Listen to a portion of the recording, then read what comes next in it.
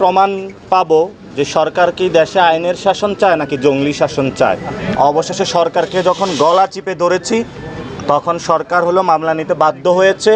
আমরা এটার মধ্য দিয়ে একটু আমাদের আইনজীবীর সাথে আছেন, আমরা এটার মধ্য দিয়ে প্রমাণ পাবো যে সরকার কি দেশে আইনের শাসন চায় নাকি জঙ্গলি শাসন চায়।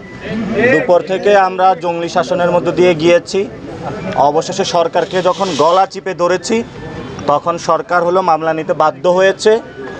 আমরা পুরো 18 কোটি মানুষেরকে বলবো সরকারের আপনারা গলা চিপে ধরুন, যাতে সরকার আইনের শাসন বাস্তবায়ন করে, কোনো জঙ্গলি শাসন নয়, এবং আইনমন্ত্রী তার বাড়ি থেকে আইনের শাসন বাস্তবায়ন শুরু করবেন বলে আমরা আশা রাখি। স্বরাষ্ট্রমন্ত্রী দেশে বিভিন্ন জায়গায় কথা বলছেন, কিন্তু থানার যে পরিস্থিতি, তার থানাগুলো ওনার ভিজিট করা প্রয়োজন। এটা কোনো থানা নয়, এটা আমাদের মধ্যযুগীয় বর্বরতার একটা যদি কোনো নিদর্শন থাকে সেটা হলো বাংলাদেশের বর্তমান থানাগুলো। এটা নির্যাতিত মানুষের জন্য আরও অভিশাপের জায়গা। কোনো মানুষ যদি থানাতে ন্যায় বিচার প্রত্যাশা করে মামলা করতে চায়, এটা বাংলাদেশের আমি আজকের যে পরিস্থিতির মধ্যে দিয়ে গিয়েছি সুস্থ স্বাভাবিক কোনো যাত্রা নয়। এখানে যখন উপরের কল এসেছে তখনই মামলা নেওয়া হয়েছে। তারা দুপুর থেকে আমাদেরকে ঝুলিয়ে রেখেছে, বিদ্যুৎ বন্ধ করে দিয়েছিল। আমরা সুনির্দিষ্ট তথ্য প্রমাণের ভিত্তিতে 8 জনের নামে মামলা দিয়েছি।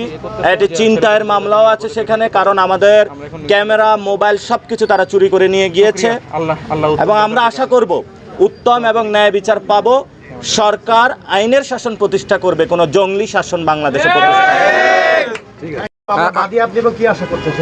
আমি আশা করছি ন্যায় বিচার, এবং ন্যায় বিচারের জন্য আমরা লড়ে যাব, সর্বোচ্চ লড়াইটা করব।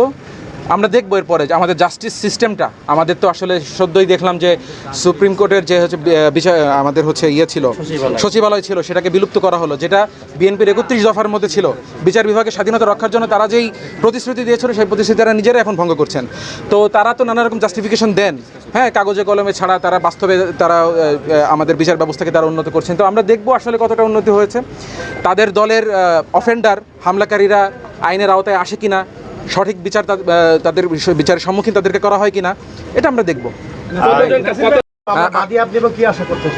আমি আশা করছি ন্যায় বিচার, এবং ন্যায় বিচারের জন্য আমরা লড়ে যাব, সর্বোচ্চ লড়াইটা করব। আমরা দেখবো এরপরে যে আমাদের জাস্টিস সিস্টেমটা, আমাদের তো আসলে সদ্যই দেখলাম যে সুপ্রিম কোর্টের যে হচ্ছে বিষয় আমাদের হচ্ছে ছিল সচিবালয় ছিল, সেটাকে বিলুপ্ত করা হলো, যেটা বিএনপির 31 দফার মধ্যে ছিল। বিচার বিভাগের স্বাধীনতা রক্ষার জন্য তারা যেই প্রতিশ্রুতি দিয়েছিল সেই প্রতিশ্রুতি তারা নিজেরা এখন ভঙ্গ করছেন। তো তারা তো নানা রকম জাস্টিফিকেশন দেন, হ্যাঁ, কাগজে কলমে ছাড়া তারা বাস্তবে তারা আমাদের বিচার ব্যবস্থাকে তারা উন্নত করছেন। তো আমরা দেখবো আসলে কতটা উন্নতি হয়েছে। তাদের দলের অফেন্ডার, হামলাকারীরা আইনের আওতায় আসে কিনা, সঠিক বিচার তাদের বিচারের সম্মুখীন তাদেরকে করা হয় কিনা, এটা আমরা দেখব।